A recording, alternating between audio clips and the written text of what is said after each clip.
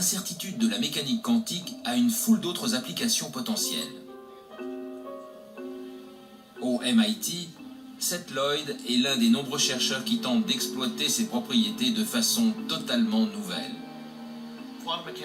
La mécanique quantique est bizarre. Quand on tombe sur des citrons bizarres, autant en faire une citronnade, pas comme les autres. La citronade de Seth Lloyd, c'est un ordinateur quantique. Voilà l'intérieur d'un ordinateur quantique.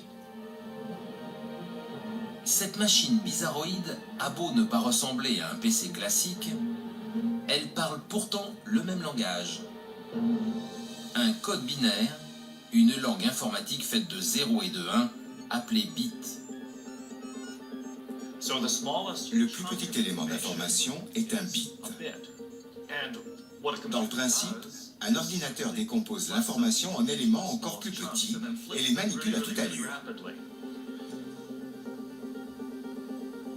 Contrairement aux bits classiques, dont la valeur est soit 0, soit 1, les bits quantiques sont beaucoup plus souples. Disons qu'ici, on a des bits. Ici, 0 et là, 1. C'est une information. Mais si c'est à la fois ici et là, on a un bit quantique, ou qubit. De même qu'un électron peut à la fois tourner dans le sens des aiguilles d'une montre et dans le sens inverse, un qubit peut prendre simultanément les valeurs de 0 et de 1, ce qui en fait un élément multitâche. Ça veut dire qu'on peut effectuer des calculs d'une complexité inimaginable. En théorie, un qubit peut être n'importe quel élément qui se comporte selon les lois quantiques, comme un électron ou un atome. Ici, il s'agit de minuscules circuits supraconducteurs conçus grâce à la nanotechnologie et capables de fonctionner simultanément dans deux directions. Comme les qubits sont multitâches, notre puissance de calcul pourrait exploser de façon exponentielle si on parvenait à en faire travailler plusieurs ensemble à la résolution d'un problème. Un qubit peut faire deux choses à la fois. 2 qubits, 4 choses à la fois. Et 10 qubits, 1024 choses à la fois. Et 300 qubits pourraient effectuer simultanément plus de choses qu'il n'y a de particules élémentaires dans l'univers. Vous voulez avoir une idée de la puissance d'un ordinateur quantique? Imaginez que je sois perdu dans un labyrinthe végétal.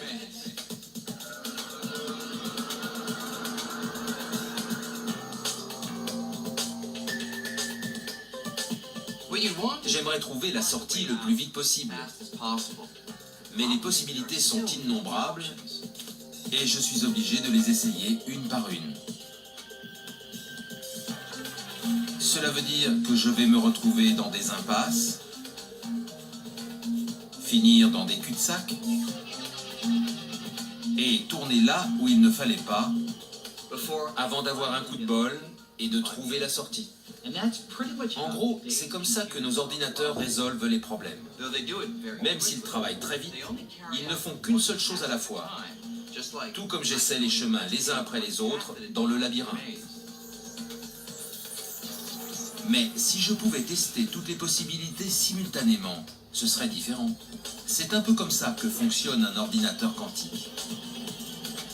Puisque les particules peuvent être à de nombreux endroits simultanément, la machine pourrait vérifier en même temps un nombre considérable de chemins ou de solutions et trouver la bonne en un clin d'œil. Bon, dans un labyrinthe, il y a un nombre limité de chemins à explorer, et même un ordinateur classique trouverait la sortie rapidement.